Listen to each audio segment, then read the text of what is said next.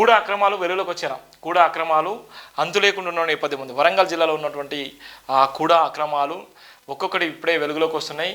గత బీఆర్ఎస్ హయాంలో ఇష్టానుసారంగా పర్మిషన్లు ఇచ్చి ఇష్టానుసారంగా దోపిడీ గురి చేసి లక్షల కోట్ల విలువైనటువంటి భూములను అన్యక్రాంతానికి గురి చేసినటువంటి నేపథ్యం ఉంటుంది. సర్వే నెంబర్తో పాటు రాసిన సందర్భంలో కూడా అక్రమాలు వెలుగులోకి వచ్చినటువంటి ప్రధాన వార్త ఒకటి ఇక్కడ చూసినాం. లక్ష్మీపురం సర్వే నెంబర్లో 91 కేసు ఏమైంది? ఏడి ప్రభాకర్ పట్టాలుగా మలిచిన చెరువులు ఆబూది భూముల సంగతి ఏంది? ప్రభాకర్కు పరపతి ఎక్కువ, రాజకీయ నాయకుల కబ్జాలకు ప్రభాకర్ అండ, అజిత్ రెడ్డి హావాలో ఆగమవుతున్న కూడా లెక్కపాత్రలు లేని వెంచర్ల ప్రణాళికలెన్నో. కూడా వెంచర్ల ఆదాయాలపై నిగ్గు తెలుసండి. బీఆర్ఎస్ హయాంలో సుమారు 40,000 ప్లాట్ల ఆధారాలు ఎక్కడ? ఈఆర్ఎస్ ప్లాట్ల ఆధారాలు ఎక్కడ? కూడా మున్సిపల్ పరిధిలో అక్రమ అనుమతులకు కారకులు ఎవరు? మార్పులేని అధికారులు, మాయమవుతున్న ప్రభుత్వ భూములు, అధికారుల కన్నా కబ్జాదారులకు మిన్న అంటున్న ప్రజా సంఘాలు. కూడాకు 1982 తర్వాత అప్రూవల్ ముసాయిద్ మ్యాప్ ఎక్కడ? అధికార లావాదేవీలపై ఆరా తీయండి. కక్షగడ్డి కబ్జాలకు సహకరిస్తున్న అధికారుల భరతం పట్టేది ఎప్పుడు? ల్యాండ్ రికార్డులో ప్రభాకర్ కూడాలో అజిత్ రెడ్డి మున్సిపల్ వెంకన్న ఆగడాలు ఇంకెంతకాలం? జేబీ సంస్థల చైర్మన్ బరిగల శివ.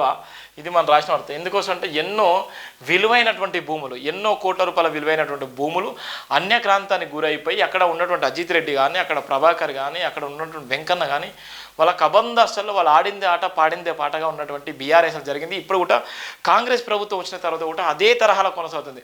ఇవాళ అంతులేనటువంటి వెంచర్లు, ఆ వెంచర్లకు పర్మిషన్ ఇచ్చేది వీళ్ళే, ఆ వెంచర్లకు అనుమతులు ఇచ్చేది కూడా వీళ్ళు. ఎవరి దగ్గర ఎన్నెన్ని లక్షల కోట్లు తీసుకున్నారో, ఎవరి దగ్గర ఎన్నెంత డబ్బులు తీసుకున్నారో, వాళ్ళ కమిట్మెంట్కి ఎక్కడెక్కడ ప్లాట్ తీసుకున్నారో, ఆ ప్లాట్లకి ఏ విధంగా అనుమతులు ఇచ్చిళ్ళు, ఆ అనుమతులు నిజంగా రాజ్యాంగానికి లోబడి ఉన్నాయా, నిజంగా కూడకు లోబడే ఉన్నాయా అనేటువంటి ఆ అంశాలు అయితే స్పష్టంగా రాసింది. ఇవన్నీ కొలిక్కి వచ్చినంటే బీఆర్ఎస్ హయాంలో జరిగినటువంటి అవినీతి, బీఆర్ఎస్ హయాంలో జరిగినటువంటి అక్రమాలు ఇప్పుడు కాంగ్రెస్ ప్రభుత్వం వచ్చినాక కూడా అదే తరహాలో జరుగుతున్నాయి. అందుకోసమే లక్ష్మీపురం సర్వే నెంబర్ 91 కేసు ఏమైందన్నటువంటి ప్రధాన వార్త కూడా ఇక్కడ రాసినటువంటి సందర్భాలనే. వరంగల్ మహానగరంలో కాకతీయ అర్బన్ డెవలప్మెంట్ అథారిటీ కార్యాలయాన్ని సంవత్సరాల కాలం పాటుగా అక్రమార్కులకు కట్టబెట్టి కుళ్ళబొడుస్తున్నారని సామాన్య ప్రజలు ఆగ్రహం వ్యక్తం చేస్తున్నారు. తెలంగాణ రాష్ట్ర వ్యాప్తంగా బీఆర్ఎస్ సమయంలో సుమారు 40,000 ఎల్ఆర్ఎస్ అప్లికేషన్ అనుమతి పొందిన ప్లాట్లలో అక్రమంగా కబ్జాలు చేసిన విస్తీర్ణ నేటికి లెక్కలోనికి రాలేదు. జీవో నెంబర్ 59, జీవో నెంబర్ 58 కేవలం భూ కబ్జాల కోసమే స్థాపించబడ్డట్టుగా కనిపిస్తుండడం గమనార్హం. కూడాలో అజిత్ రెడ్డి సర్వే ల్యాండ్ రికార్డులో ఏడి ప్రభాకర్ మున్సిపల్ కార్యాలయంలో సిటీ ప్లానర్ వెంకన్న లాంటి అధికారులు ఆగడాలకు అద్దులు లేకుండా పోతున్నాయని సామాన్య ప్రజలు వాలిపోతున్నారు. ప్రభుత్వ భూములు భూకొలతలు పేరున ఏడి ప్రభాకర్ చెరువులను, ఆపాది భూములను, నాలా భూములను కూడా మున్సిపల్ అధికారుల ఉత్తర్వులకు జవాబుగా కొలతల పేరు మీద పట్టాలుగా మలిచి అక్రమ లేఅవుట్లను అనుమతులు మంజూరు చేసినట్లు పలు ఆధారాలు వెలుగులోకి వచ్చినప్పటికీ నేటికి చర్యలు లేకపోవడం ఎంతటి సిగ్గుమాలినతనం. వరంగల్ లక్ష్మీపురం శివార్లోని సర్వే నెంబర్ 91లో పురాతన కూడా లేఅవుట్ ప్రాంతాన్ని ప్లాట్ల రూపంలో ఉన్న భూమిని ప్రభాకర్ ప్రైవేట్ వ్యక్తులకు సహకరించే విధంగా పక్కా భూమిని కొలిసి లేఅవుట్ మ్యాప్లోని ప్రాంతాన్ని సుమారు 20 గుంటల భూమిని కబ్జాదారులు కట్టబెట్టినట్లు కూడా అధికారులే రాష్ట్ర భూకొలతల కార్యాలయంలో పాటు ఏడి ప్రభాకర్పై కేసు వేయగా అట్టి భూమి కబ్జా పాలవడంతో పాటు కోర్టు కేసు ఎటువైపు వెళ్ళలేదో నేటికి సమాధానం లేదు.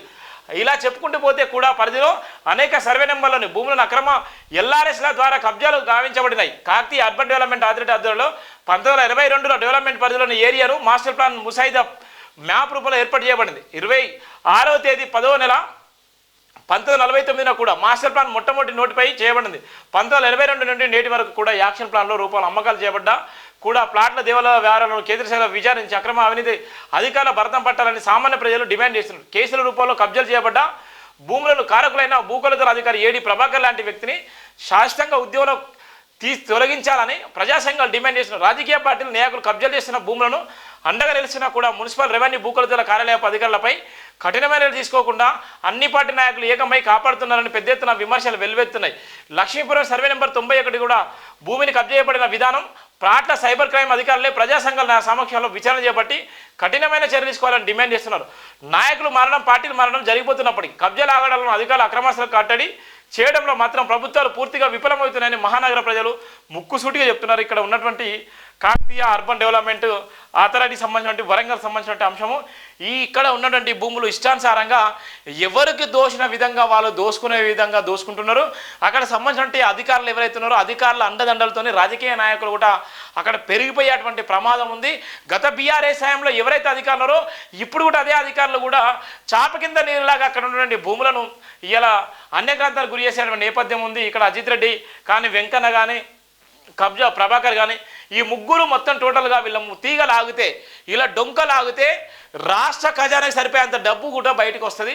వీళ్ళ అక్రమాస్తులు, వాళ్ళ పదవులకు సంబంధించిన అక్రమాస్తులు, వాళ్ళ పదవులు ఉన్నంత కాలం ఎంత సంపాదిస్తారో, పదవులు ఉండి నిజంగా అక్రమాస్తులు ఎన్ని కోట్లు సంపాదించుకున్నారో వరంగల్ జిల్లా ప్రజలను అడిగితే పూర్తిగా తెలిసింది.